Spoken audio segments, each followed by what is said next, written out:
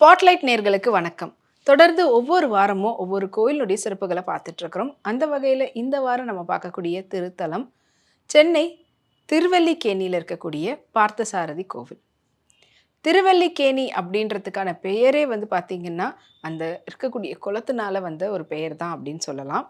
ஏன்னா திரு அதுக்கப்புறமா அந்த குளத்தில் வந்து அல்லி நிறையா வந்து பூத்து கொள்ளுங்கிறதுனால அல்லி, அதுக்கப்புறமா கேணி அப்படின்றது சேர்த்து திருவல்லிக்கேணி அப்படின்னு சொல்லி பெயர் வந்து அதுக்கப்புறம் பெற்றது. அதுமல்லாமல் இங்கே பார்த்தசாரதி கோவில் அப்படின்றது ரொம்ப ரொம்ப விசேஷமானது. ஏன் பார்த்தீங்கன்னா பார்த்தசாரதி அப்படின்றது சாட்சாத் பெருமாள் தான். பெருமாள் அப்படின்னாலே நம்மளுக்கு எல்லாருக்கும் ஞாபகத்துக்கு வரக்கூடியது முதல் இடம் வந்து திருப்பதி திருமலா தான். திருவல்லிக்கேணியில் இருக்கக்கூடிய பார்த்தசாரதி கோவிலில் இருக்கக்கூடிய பெருமாளுக்கும் அவங்க வந்து அந்த அலங்காரத்தை பண்ணுறாங்க. அதுலேயும் வேற இங்கே இருக்கக்கூடிய பெருமாள் எப்படி மாறுபட்டு இருக்கிறார் மற்ற கோவிலை விட அப்படின்னு பார்த்தீங்கன்னா மீசை இருக்கக்கூடிய பெருமாளாக இருக்கிறார். ஸோ மீசை அப்படின்னு எடுத்துக்கிட்டோன்னா பெருமாளுக்கு அதிகப்படியாக இல்லை, எந்த திருக்கோவில்லையும் வந்து பெருமாளுக்கு மீசை இருந்ததே கிடையாது. இந்த கோவிலில் மட்டும்தான், இந்த திருத்தலத்தில் தான் நீங்கள் மீசையோட பெருமாளை வந்து பார்க்க முடியும். அதுவும் இல்லாமல் அவர் இருக்கக்கூடிய அந்த காட்சி இருக்குது பார்த்தீங்களா, அது வேறு எங்கேயுமே நம்ம பார்த்துருக்க முடியாது. எல்லா இடத்துலையும் நம்ம வந்து ஒரு சாந்த ஸ்வரூபியாக அவர் வந்து ரொம்ப தோற்றத்திலே வந்து பார்த்திங்கன்னா ஒரு அமைதியாக இருக்கக்கூடிய தோற்றத்தை தான் பார்த்துருப்போம். இந்த தோற்றம் மட்டும்தான் வந்து பார்த்திங்கன்னா கொஞ்சம் வேறுபட்டு இருக்கக்கூடிய தோற்றமாக இருக்கும். ஏன் அப்படின்றதுக்கான காரணம் என்னென்னு பார்த்திங்கன்னா இந்த பெருமாளை வந்து வடிக்கிறதுக்கு முன்னாடி இந்த பெருமாளை எப்படி வேண்டி அவங்க வந்து வடித்தாங்கன்னு சொல்லி பார்த்திங்கன்னா வியாசர் அவர் வந்து பெருமாள் மகாபாரத போரில் இருந்த அந்த கிருஷ்ணர் ரூபத்தில் நான் வந்து பார்க்கணும், அந்த கிருஷ்ணருடைய சாஷாட் அவரை வந்து நான் தரிசிக்கணும் அப்படின்ற மாதிரி வேண்டி அவர் வந்து வேண்டுதலுக்கு இணங்க பெருமாள் காட்சி தந்திருக்கிறாரு. அந்த கோலத்தில் இருக்கக்கூடியவரை வரையணும் அப்படின்றதுக்காக தான், அதாவது வரையணும்னா அந்த மாதிரியான உருவம் கொண்ட ஒரு திருத்தலத்தை தான் எடுக்கணும் அப்படின்ற மாதிரி அந்த பெருமாளை இங்கே கொண்டு வந்திருக்காங்க. ஸோ அங்கேருந்து ஒரு கிருஷ்ணர் தானே எப்படி அப்படின்னு சொல்லி பார்த்தீங்கன்னா கிருஷ்ணர் பாரத போரில் ஆயுதம் ஏந்தி இருக்க மாட்டார். பொதுவாகவே பெருமாள் எல்லா திருத்தலத்துலேயும் வந்து சங்கம் அப்புறமா சக்கரத்தோட காட்சி தருவார். வீட்லேயே இப்போ நம்ம வந்து புரட்டாசி மாதம் தழுகை போடுறோன்னா சங்கம் சக்கரையும் வரைஞ்சி தான் நம்ம வந்து தழுகை போடுவோம். அப்படி இருக்கும்போது இங்கே இருக்கக்கூடிய பார்த்தசாரதி கோயிலில் இருக்கிற பெருமாள் கையில் சக்கரத்தை பார்க்க முடியாது, வெறும் சங்கம் மட்டும்தான் பார்க்க முடியும். சக்கரம் அப்படின்றது ஒரு ஆயுதத்தில் வர்றதுனால பெருமாள் ரூபத்தில் இங்கே இருக்கக்கூடிய தலத்தில் மட்டும் ஏன் சக்கரம் இல்லைன்னா கிருஷ்ணர் பாரத போரில் ஆயுதம் எடுக்காமல் வெறும் தேரோட்டியாக மட்டுமே அவர் வந்து பங்கேற்ற போர் அப்படின்றதுனாலையும் அண்ட் அவர் வந்து கொடுத்த வாக்கை காப்பாற்றணுன்றதுக்காக கடைசி வரைக்கும் இறுதி வரை அவர் வந்து ஆயுதம் எடுக்கலை. அதை வந்து பிரதிபலிக்கிற விதத்தில் ஏன்னா அந்த உருவத்தை தான் இங்கே இருக்கக்கூடிய பெருமாளை பார்த்தசாரதியாக நம்ம வந்து பார்க்குறோம். அதனால தான் சாரதி, பார்த்த சாரதி அப்படின்ற அந்த கிருஷ்ணருக்கான பேரையே இங்கேயும் வந்து வச்சிருக்கிறாங்க. அதனால தான் முகத்தில் வந்து பார்த்திங்கன்னா வெட்டோடு இருக்கக்கூடிய பெருமாளை நம்ம வந்து பார்க்க முடியும். ஏன்னா அங்கே பீஷ்மர் வில்லு பட்டு ஆயுத எதுவுமே இவர் கையில் இல்லைனாலும் மற்றவங்க போடக்கூடிய வில் எல்லாம் பட்டு அவர் முகம் வந்து கிழிஞ்சு இருக்கும். அதை பிரதிபலிக்கிற விதத்தில் தான் அங்கே கிருஷ்ணருக்கு அடிபட்டிருக்கிற இதை காட்டுற விதத்தில் இங்கே இருக்கக்கூடிய பார்த்தசாரதி பெருமாளுடைய முகத்துலேயும் வெட்டுலாம் பட்டு இருக்கக்கூடியதாக பார்க்கலாம். பொதுவாகவே பெருமாள் அழகர் சுந்தரர் அப்படின்றதெல்லாம் கேள்விப்பட்டிருப்போம். இங்கே இருக்கக்கூடிய பெருமாளுக்கு அது கொஞ்சம் நேர்மாறாக இருக்கும். அண்ட் அதிகப்படியாக நிறைய பேர் வந்து முக அழகு, அதாவது அக அழகு அப்படின்றது வேற, அது எல்லாருக்குமே இருக்கணும், எல்லாருமே அது இருக்கும்போது தான் அது முகத்தில் காட்டும்னு சொல்லுவோம்ல. ஆனால் முகத்தினுடைய அழகை வந்து பெரும்பாலும் நிறைய பேர் வந்து எனக்கு இந்த அழகு இல்லையே, நான் அழகா இல்லையே அப்படின்லாம் நினைக்கிறவங்க இந்த பெருமாள் கோவிலுக்கு வந்து இந்த பார்த்தசாரதியை இவரை வந்து தரிசனம் பண்ணாங்கன்னா கண்டிப்பாக அவங்களுடைய எண்ணங்களும் மாறும், அவங்களுக்குள்ளே இருக்கக்கூடிய தோற்றங்கள் அது என்னவோ அதை ஏற்றுட்டு அவங்களுக்கு கடவுள் மேலே நம்பிக்கையோடையும் அண்ட் அவங்களுடைய தோற்றத்து மேலே இது கடவுள் கொடுத்தது, நம்மளுடைய தோற்றத்தை நம்ம தான் வந்து பார்த்துக்கணும், நம்ம தான் வந்து பிடிக்கணும் அப்படின்ற மாதிரி மாறிடுவாங்க அப்படின்றதும் ஒரு விதமான பேச்சுக்கள் அடிப்படுது. அண்ட் இங்கே வந்து பார்த்திங்கன்னா 5 மூலவர் இருக்கிறாங்க. பொதுவாகவே ஏதாவது ஒரு திருக்கோவில் போனீங்கன்னா ஒரு மூலவர் தான் இருப்பாங்க. இங்கே வந்து 5 மூலவர். 5 மூலவர் எப்படின்னு பார்த்தீங்கன்னா பார்த்தசாரதி, ரங்கநாதன், பரமா யோக நரசிம்மர், அது மட்டும் இல்லாமல் இங்கே வந்து ஸ்ரீராமர் அவரோட சேர்ந்து பிரகதரும் இருக்கிறாரு. மொத்தத்தில் குடும்பமாக இருக்கக்கூடிய ஒரு ஸ்தலம் அப்படின்னா அது இந்த பார்த்தசாரதி திருக்கோயிலை தான் சொல்லணும். ஏன்னா ஸ்ரீராமர் இருக்கிறாரு, ஸ்ரீராமரோட இருக்கக்கூடிய எல்லாருமே குடும்பத்தினர்ல எல்லாருமே இருக்கிறாங்க. இங்க வந்து அதனால குடும்பத்தோட இருக்கக்கூடிய ஒரு திருத்தலம் அப்படின்னுவாங்க. மத்த திருக்கோவில்ல பார்க்கறத விட இங்க இருக்கக்கூடிய பெருமாள் வந்து நல்ல உயரமாகவும், நல்ல பார்வையாகவும் இருக்கக்கூடியதா இருக்கும். இங்க பார்த்தசாரதி மூலவர், அதேபோல ஸ்ரீராமர் மூலவர் அண்ட் இங்க இருக்கக்கூடிய மீதி இருக்கக்கூடிய எல்லா மூலவருக்கும் வந்து ஒரே சமயத்தில் எல்லா பூஜைகள் நடந்தாலுமே கூட முதல் பூஜை வந்து யோக நரசிம்மருக்கு தான் முதல்ல நடத்துறாங்க. யோக நரசிம்மருக்கு தொடர்ந்து தான் அடுத்தடுத்த பூஜைகள் மற்றவங்களுக்கு பண்றாங்க. இதே போல நான் சொன்ன மாதிரி திருப்பதியில் இருக்கக்கூடிய வெங்கடாஜலபதி அவருடைய திருமேனி எப்படி வந்து அலங்கரிக்கப்பட்டு இருக்குதோ அதே போல் இங்கேயும் ஒரு நாள் வந்து அலங்கரிக்கப்படுறாங்க. அதனால தான் திருப்பதிக்கு போய் பார்க்க வேண்டிய வெங்கடாஜலபதியை நம்ம இங்கேயே பார்க்கலான்றதுனால தான் இங்கே இருக்கக்கூடிய வெங்கடாஜலபதிக்கும் அந்த மாதிரியான ஒரு தோற்றத்தை தராங்க. இங்கே இருக்கக்கூடிய மூலவர் பார்த்தசாரதியாக இருந்தாலுமே கூட ரங்கநாதனுக்கு இங்கே வந்து பெயர் போன ஒரு இடம் அப்படின்னு சொல்லலாம். அதே போல் தேவவல்லி அண்ட் இங்கே இருக்கக்கூடிய அம்மன் தாயார் வந்து பார்த்திங்கன்னா அவங்களும் வந்து தரிசனம் தராங்க.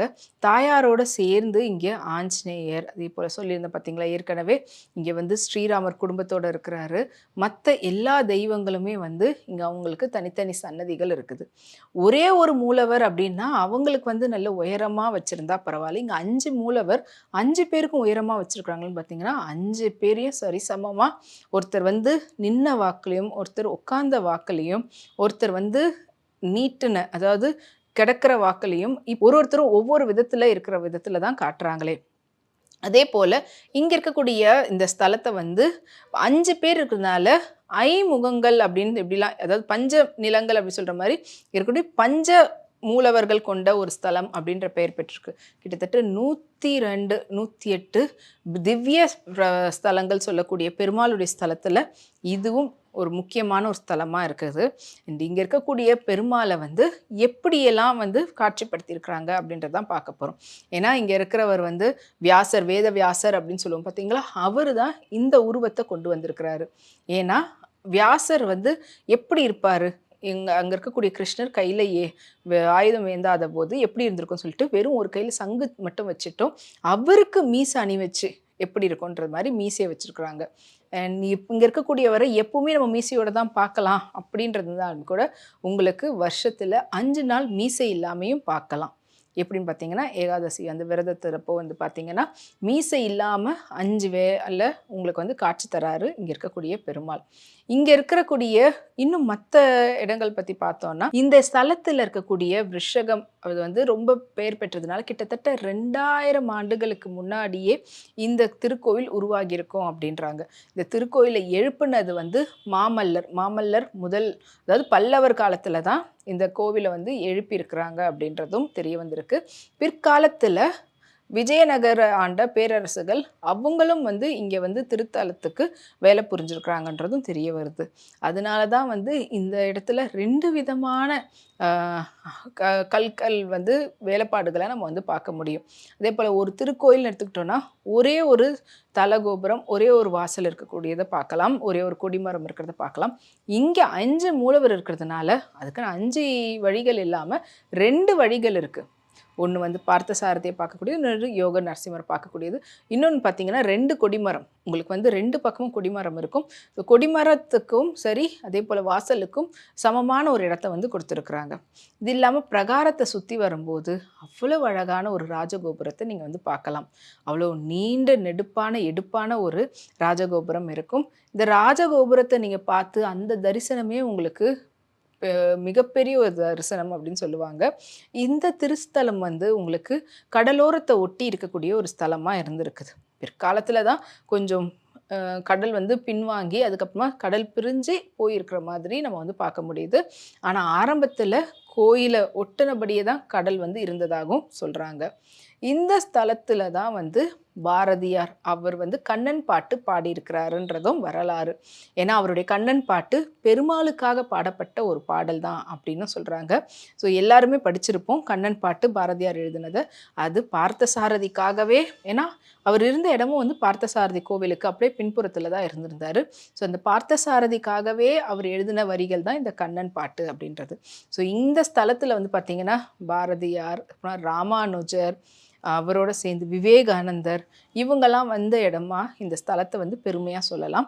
இந்த ஸ்தலத்தில் இருக்கக்கூடிய இன்னொரு ஒரு முக்கியமான ஒரு விஷயம் என்னன்னா, இந்த குளம். குளத்தில் வந்து நீங்கள் எல்லா காலகட்டத்திலையும் ஒரு மீன் கூட பார்த்துருக்க முடியாது. அதுக்கான முக்கியமான காரணம் என்னன்னு பார்த்தீங்கன்னா, இந்த ஸ்தலத்தில் வந்து முனிவர் வந்து அவருடைய வேண்டுதலை வச்சு அவர் வந்து வேண்டிட்டு இருக்கும்போது, தியானிக்கும் போது அங்கே இருக்கக்கூடிய குளத்தில் மீன்கள் வந்து விளையாடுறத பார்த்துருக்கிறாரு. இந்த மீன்கள் விளையாடும்போது ஒரு பெரிய மீன், ஒரு சின்ன மீன் அப்படிலாம் இருக்கிறத பார்க்கும்போது குடும்பத்தோடு விளையாடுற மாதிரி அவருக்கு தெரிஞ்சிருக்கு. அதனால் அவரும் வந்து நம்மளும் குடும்பத்தோடு இருக்கக்கூடாதான்ற மாதிரி ஒரு ஆசை உருவாகியிருக்கு. அந்த ஆசையுடைய வெளிப்பாடு, ஐயோ நம்மளும் வந்து எங்கள் குடும்பத்தோடு போயிடுமோ, அந்த ஆசையை வந்து உருவாக்குறதுக்காக இந்த மீன் காரணமாயிடுச்சு. அதனால இந்த குளத்தில் இதுக்கப்புறம் மீன்களே இருக்கக்கூடாதுன்னு சொல்லி அவர் வேண்டின வேண்டுதல் தான் இப்போ வரைக்கும் இந்த குளத்தில் மீன்களே இல்லாமல் இருக்குதான். ஏன்னா ஒரு சின்ன சின்ன இடங்கள்ல தண்ணி தேங்கி இருந்தாலே குட்டி குட்டி மீன்கள் நம்ம வந்து பார்க்க முடியும். ஆனால் இவ்வளோ பெரிய ஒரு குளத்தில் மீன்களே இல்லாத ஒரு குளமாக இருக்கிறதுக்கான காரணம் அந்த முனிவர் வேண்டின வேண்டுதல் தான் அப்படின்னு சொல்கிறாங்க. அது மட்டும் இல்லாமல் ஒரு தடவை நரசிம்மர் வந்து அவருடைய தேரில் போயிட்டு இருக்கும்போது முனிவர் வந்து வேண்டிகிட்டு இருந்திருக்காரு, தியானிச்சுட்டு இருக்கும்போது அது வந்து ஒளிப்பட்டு அவருடைய தியானம் வந்து கலைஞ்சு போயிருக்கு. அப்போது இந்த மாதிரி எனக்கு நீ இது பண்ணிட்டியான்ற மாதிரி அவருக்கு ஒரு சாபத்தை கொடுத்துருக்குறாரு. அந்த சாபத்தை அதுக்கான எல்லாத்தையும் வந்து தீர்வா, அதாவது அவர் பண்ண தவறுக்கு வந்து பிரியாச்சித்தமாக வந்த ஒரு இடம் தான் வந்து பார்த்தசாரதி திருக்கோவில். இங்கே வந்து வேண்டிட்டு அந்த சாபத்தை வந்து முறியடித்து அதுக்கப்புறமா போனதாகவும் சொல்லப்படுது. இந்த மாதிரி யாருக்கு என்ன மாதிரியான பிரச்சனைகள் இருந்தாலும் சரி, நம்மளுடைய பார்த்தசாரதியை வந்து வேண்டும் போது கண்டிப்பாக அது வந்து தீரும் அப்படின்றாங்க. இவ்வளோ நேரம் நம்ம வந்து ஸ்தல வரலாறையும் ஸ்தலத்தில் எப்படி ஒவ்வொரு தெய்வங்களும் ஒரு ஒரு சன்னதியும் வந்தது அப்படின்றத பார்த்தோம். இது இல்லாமல் இன்னொரு விதமான ஒரு கதை என்னன்னு பார்த்தீங்கன்னா, பார்த்தசாரதி அப்படின்றவரை அடுத்தபடியாக ரங்கநாதன் அப்படின்றவருக்கும் இந்த மாதிரி ஒருத்தரும் உள்ள வர்றதுக்கான காரணங்கள் வந்து ஒரு முனிவர்களும் வந்து அவங்க வேண்டின வேண்டுதலும் அவங்க பண்ண தியானங்களும் இதெல்லாம் தான் காரணம் அப்படின்னு சொல்கிறாங்க.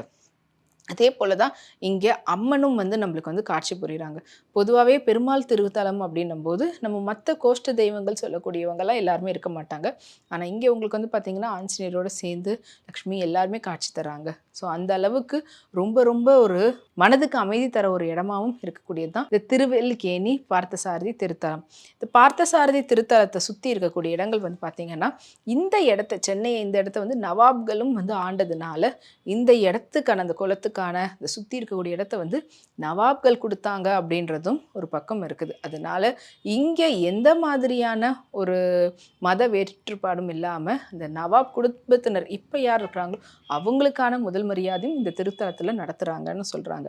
அண்ட் அதே போல் எல்லா திருக்கோவிலுக்கும் ஒவ்வொரு பிரம்மோற்சவம் நடக்கும். இப்போ திருப்பதியில் எப்படி புரட்டாசி மாதத்தில் பிரம்மோற்சவம் நடத்துகிறாங்க, மார்கழி மாதம். இங்கே திருத்தலத்தில் வந்து பார்த்திங்கன்னா வருஷத்துக்கு 2 பிரம்மோற்சவம் நடக்குது, 2 தேர் திருவிழா நடக்குது. அதுலேயும் வந்து இது உலக பிரசித்த பெற்ற தேர் திருவிழா.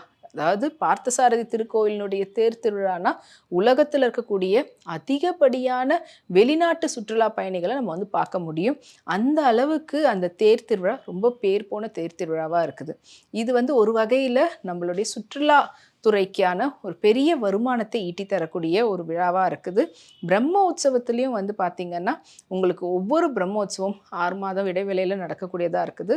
இதுலேயும் முக்கியமாக இந்த வைகுண்ட ஏகாதசி சமயத்தில் தான் நம்ம வந்து சொல்லியிருந்தோம், மீசை இல்லாமல் இருக்கக்கூடிய அந்த காட்சியும் தரக்கூடியதாக இருக்கும். இந்த வைகுண்ட ஏகாதசி சமயத்தில் முதல் நாளே வந்து அங்கவே இருந்து பெருமாளை தரிசிக்கணும், சொர்க்கவாசல் திறக்கும்போது நம்மளும் அங்கே இருக்கணுன்றதுக்காக கூட்டமாக வரக்கூடிய கூட்டங்கள் ரொம்ப அதிகம். இப்போ இந்த புரட்டாசி மாதம்னாலே பெருமாளுக்கான மாதம் அப்படின்றது எல்லாருக்குமே தெரியும். வாரம் இங்கே நடத்தக்கூடிய பூஜைகளும் அதை சார்ந்தே தான் இருக்குது. புரட்டாசினாலே நம்ம வீட்டில் வந்து தழுகை போடுவோம். தழுகை அப்படின்றது தயிர் சாதம், புளி சாதம், இந்த தட்டை வடை இதெல்லாம் வச்சு பண்ணக்கூடியது தான். சக்கரை பொங்கல் இது வச்சு பண்ணக்கூடியதாக தழுகை.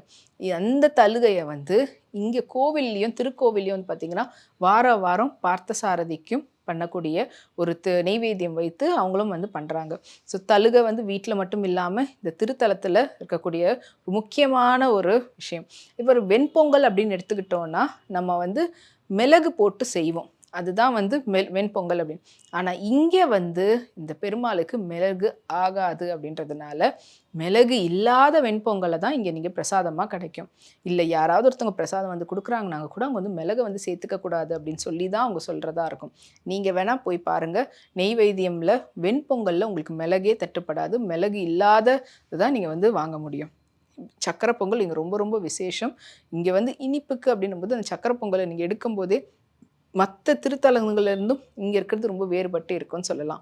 அந்த அளவுக்கு பிரசாதங்களுக்கும் பேர் போன ஒரு இடமா தான் இந்த பார்த்தசாரதி திருக்கோவில் இருக்குது. பார்த்தசாரதி திருக்கோயிலினுடைய ராஜகோபுரத்தை பார்த்து உள்ளே போனோன்னா கொடிமரம் இருக்கும். கொடிமரத்துக்கு எதிரவே வந்து உங்களுக்கு மூலவர் இருக்கிறாரு. மூலவர்லேயே வந்து பார்த்தசாரதி பார்த்துட்டு நீங்கள் அதுக்கு மேலே தாயாரை பார்த்துட்டு சேவிச்சுட்டு பின்னாடி சுற்றி வந்தீங்கன்னா அடுத்தடுத்து இருக்கக்கூடிய மூலவர்களையும் நீங்கள் வந்து பார்க்கலாம். யோக நரசிம்மரை பார்க்கலாம், ஸ்ரீராமரை பார்க்கலாம், அதுக்கு அடுத்தபடியாக இருக்கக்கூடிய ரங்கநாதனை பார்க்கலாம். இந்த மாதிரி 5 மூலவரையும் நீங்கள் அடுத்தடுத்து பார்த்துட்டு இந்த பக்கம் வந்தீங்கன்னா இந்த பக்கம் இன்னொரு கொடிமரம் இருக்கும். அங்கே யோக நரசிம்மருக்கு நேராகவே இருக்கக்கூடிய கொடிமரம். இங்கே தாயாரும் வந்து பார்த்திங்கன்னா வேதவழி தாயாரோடு சேர்ந்து ஆண்டாள் இருக்கிறாங்க. மற்ற தாயார்களும் இங்கே வந்து காட்சி தராங்க. ஒரே ஒரு மூலவருக்கு ஒரு தாயாரை வைக்கிறது இல்லாமல் எல்லா மூலவருக்கும் ஏற்ற மாதிரியான தாயார்களும் இங்கே வந்து நம்ம வேண்ட முடியும். மொத்தத்தில் இந்த திருத்தலத்துக்கு வந்தீங்கன்னாலே உங்களுக்கு மற்ற 5 மடங்கு ஒரு கோவிலில் வந்து நீங்கள் 5 மடங்குக்கான பலனை வந்து பெற முடியும் அப்படின்றது தான் இந்த திருக்கோவிலினுடைய ரொம்ப ரொம்ப விசேஷம். ஏன்னா 5 மூலவர் இருக்கிறாங்க. எல்லாமே உங்களுக்கு வந்து ரொம்ப விசேஷமான ஒரு இடமா இருக்குது. உங்களுடைய மனக்குமுறல்களையும் உங்களுடைய வாழ்க்கையில் நடக்காது, இல்லை நான் பண்ண பாவங்கள் வந்து நீங்கள் பண்ண பெரியவங்களுக்கு இல்லை பூர்வ ஜென்ம பாவங்கள், இந்த மாதிரி எந்த மாதிரியான தோஷங்கள் இருந்தாலுமே இந்த திருத்தலத்தில் வந்து நீங்கள் பார்த்தசாரதி, ரங்கநாதன், ஸ்ரீராமர் இவங்களெல்லாம் வந்து தரிசனம் பண்ணிட்டு போகும்போது இது எல்லாமே உங்களை விட்டு போகும் அப்படின்னு சொல்கிறாங்க. இங்கே இருக்கக்கூடிய திருக்கோவிலினுடைய குளத்துலையும் உங்களுடைய காதலடி பட்டுட்டு போனால் அவ்வளவு நல்லது அப்படின்றதும் ஐதீகம். சென்னையில் இருக்கிற திருவல்லிக்கேணியில் இந்த பார்த்தசாரதி கோவில் இருக்குது. நீங்கள் இங்கே பஸ்ஸு மூலயமாவும் வரலாம். அதாவது சென்ட்ரல்லேருந்து, பாரிஸ்லேருந்து, கோயம்பேடுலேருந்து பஸ்ஸுலேயும் வரலாம். இல்லைன்னா வந்து ட்ரெயினும் இருக்குது, நீங்கள் ட்ரெயின்லேயும் வரலாம். இப்போ வந்து மெட்ரோவும் இருக்கிறதுனால மெட்ரோலேயும் வரலாம். இந்த மாதிரி உங்களுக்கு எல்லா விதமான வண்டிகளுக்கான வசதிகளும் இருக்குது. ஸோ உங்களுக்கு வந்தீங்கனாலே பக்கத்தில் நிறைய கோவில்கள், அதை சார்ந்து மற்ற மதத்தை சார்ந்த கோவில்களும், அதாவது மசூதி, சர்ச் எல்லாமே கூட இருக்கும். அவ்வளவு தூரம் எல்லாருக்குமே சமம் அப்படின்ற மாதிரி ஏன் பார்த்தசாரதி கோவிலுக்கே மற்ற மதத்தினரும் வந்து அவங்க பார்த்துட்டு போகிறதையும் நீங்கள் வந்து பார்க்கலாம். ஸோ இவ்வளோ விசேஷமான திருக்கோவில், அது முக்கியமாக இந்த புரட்டாசி மாதத்தில் போய் பார்க்கறது ரொம்ப ரொம்ப நல்லது. அந்த வெங்கடாஜலபதி ரங்கநாத பார்த்தசாரதி உங்களுக்கு தரிசனம் தரத்துக்காக காத்துட்ருக்கிறாரு. உங்களுக்கும் நீங்கள் போய் இந்த தரிசனத்தை பெற்று அவருடைய அருளை பெற்று உங்களுடைய வாழ்க்கையில் நிம்மதியோடையும் சந்தோஷத்தோடையும் இருக்கணும்னு சொல்லி எங்களுடைய வேண்டுதலையும் வைக்கிறோம். இந்த வீடியோ உங்களுக்கு பிடிச்சிருந்ததுன்னா உங்களுடைய நண்பர்களோட பகிர்ந்துக்கோங்க. மறக்காமல் நம்மளுடைய ஸ்பாட்லைட் சேனலை சப்ஸ்கிரைப் பண்ணுங்கள். மீண்டும் வேற ஒரு திருக்கோவிலினுடைய சிறப்புகளோட அடுத்த வீடியோவில் சந்திக்கிறேன். நன்றி, வணக்கம். இந்த வீடியோ உங்களுக்கு பிடிச்சிருந்தா லைக் பண்ணுங்கள், கமெண்ட் பண்ணுங்கள், ஷேர் பண்ணுங்கள், சப்ஸ்கிரைப் பண்ணுங்கள்.